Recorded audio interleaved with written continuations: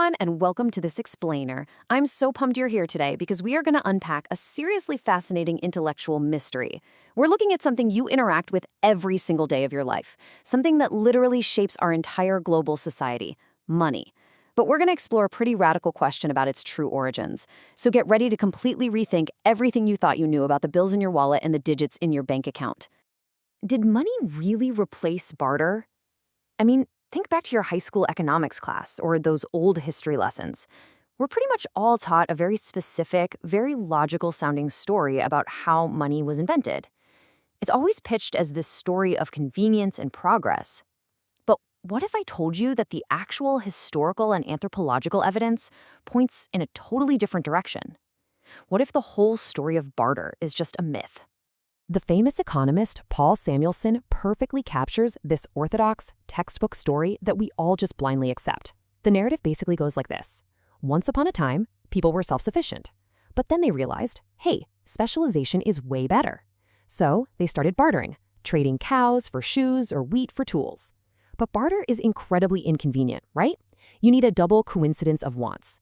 So, to solve this friction, society just organically and spontaneously agreed to use a single commodity, like silver or gold, as a medium of exchange. According to this traditional story, money was invented simply to make market trading easier.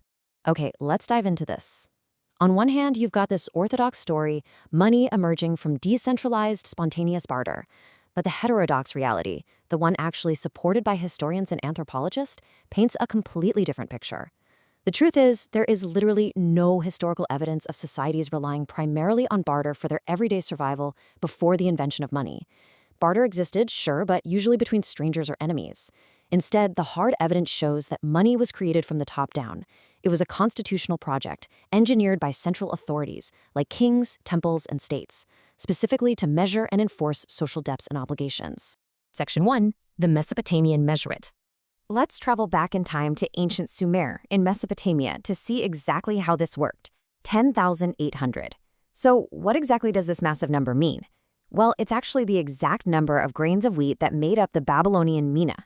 You see, the very first money wasn't some shiny coin. It was a standardized unit of account based on agriculture. Ancient temples were accumulating these huge amounts of grain from tribute and fees. To manage all of this efficiently, they needed a standard measure. So the authorities established a unit of account based on a very specific weight of wheat or barley. And these weight systems, they spread like wildfire across ancient civilizations. The Sumerians, for instance, used this highly advanced sexagesimal or base 60 system. You can clearly see the progression here: the talent, the mina, and the shekel. A shekel, for example, was standardized to the exact weight of 180 barley grains. Why go through all this trouble? Because the temples and palaces needed a uniform way to measure the debts, tributes, and taxes owed to them. A borrower might take a loan of a cow, but that debt was measured and recorded in these grain-based units of account. It was purely an administrative tool invented by authorities long before anyone was tossing metal coins around a marketplace. But wait, it wasn't just grain. These authorities were deliberately engineering the value of metals, too. Take a look at the fixed bimetallic ratio of 13:1. The superpower of Assyria literally mandated that gold was worth 13 times more than silver. This completely proves that money's value was not just spontaneously decided by individuals haggling in some local market. It was a deliberate, top-down policy enforced by a powerful central authority to control trade and tribute. Section 2. Weregild and Social Debt. Now that we've seen how ancient empires used grain weights to measure tribute, we really need to look at the deeply anthropological roots of early financial obligations. And this brings us to a concept that completely dismantles that barter myth: weregild. Long before we had bustling, vibrant commercial markets, we had complex tribal and social societies. When someone committed a crime or a transgression, it disrupted the social harmony.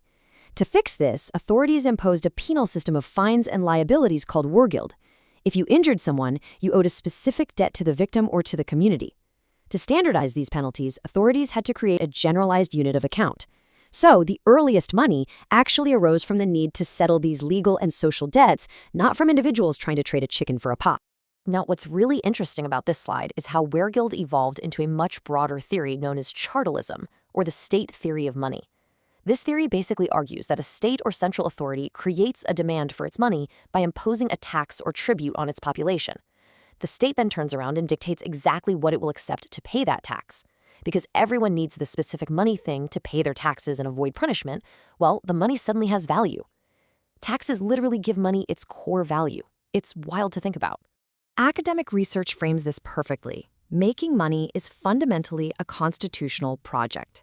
It's a deliberately engineered agreement. The state accepts a token, whether that's a silver coin or a paper note, and gives it a fiscal value. By doing this, the central authority can mobilize massive resources. They can pay soldiers or builders with these tokens, knowing full well the recipients will accept them because they absolutely need them to pay their taxes back to the state. It is just a brilliant circular system of resource organization. Section 3. The Constitutional Project. Let's jump forward a bit to medieval England to see this state theory of money functioning in a highly structured way. English kings ruthlessly established the silver penny as the basic unit of account, setting up mints all across the country. But here's the kicker. They didn't do this just to help merchants trade. No, they engineered the silver penny primarily so citizens could pay their taxes and tributes back to the crown. The absolutely crucial point here is that the English legal system, including Roman and common law, strictly mandated that debt obligations had to be settled in these specific official pennies. The state enforced the money, validating its value entirely through the judicial system. Section 4. Paper, Gold, and States. As societies grew more complex, the actual physical material of the money, whether it was heavy silver or gold, started to become a major burden. This leads us to our next era, where the physical material of money becomes completely secondary to the sheer authority of the state backing it. When we trace this fascinating evolution of state-controlled currency, we see some absolutely massive leaps. We start in 994 AD in China with the first paper money, move to Sweden's first European notes in 1661, then all the way to the massive global agreement of Bretton Woods in 1944, and finally to 1971 when the US entirely severed the dollar's link to gold. Let's look a little closer at a couple of these major turning points. Just consider this incredible leap forward from China. Back during the Song Dynasty, the economy was booming, but transporting those heavy bronze coins was slow, expensive, and, quite frankly, dangerous. So merchants and local authorities in Sichuan introduced the jiaozi, which is essentially the ancestor of the modern banknote. When Marco Polo visited centuries later, he was absolutely mesmerized by this. I mean, to Europeans who are accustomed to precious metals, a system where pieces of paper functioned exactly like gold seemed almost magical. But it worked seamlessly because the paper was fully backed by the regulatory authority and the rock-solid confidence of the state. Skipping ahead to the 20th century, we really see this state monopoly over money culminate on a global scale with the Bretton Woods system. After World War II, 44 allied countries gathered and agreed to a strict system of fixed exchange rates. Every currency was pegged to the US dollar, and the US dollar was pegged to gold at $35 an ounce. But when this heavily regulated system ended in 1971, we crossed a major threshold. We officially entered the era of floating fiat currency, where money literally has zero intrinsic material value. Its value is entirely, 100%, guaranteed by state authority. Section 5. The Future of Money. We've traveled all the way from ancient Mesopotamian temples to medieval English mints to 20th century global agreements. Now let's bring our journey back to the present day. And this brilliantly illustrates something essential today. A recent U.S. Treasury report actually highlights a crucial reality. Even things like Treasury securities function as a highly liquid form of public money right now, alongside rapidly rising digital ledger payments. Just think about that. The ancient logic of money hasn't fundamentally changed at all. Just like those ancient clay tablets recording grain debts in Sumer, our modern digital ledgers are simply recording tax-driven credits and debts backed by the authority of the state. The technology changes, sure, but the constitutional nature of money remains exactly the same. As we start to wrap up this explainer, I want to point out this seminal work by L. Randall Wray, which just perfectly summarizes the heterodox view. The history we've just uncovered proves that money has never, ever been just a neutral object that spontaneously popped up to make barter easier. From agricultural weight standards to Vergilde penalties to paper notes and modern digital ledgers, money has always been a profoundly powerful social and legal contract engineered by central authorities. Which leaves us with one final, pretty provocative question to chew on. If money is really a constitutional project built entirely on social debt and tax obligations, who truly controls the value in your wallet today? It really challenges us to look past the physical paper or those digital numbers on our screens and see the intricate web of state power, law, and social obligation that truly gives our money its worth. Thank you so much for joining me on this explainer, and keep questioning what you think you know.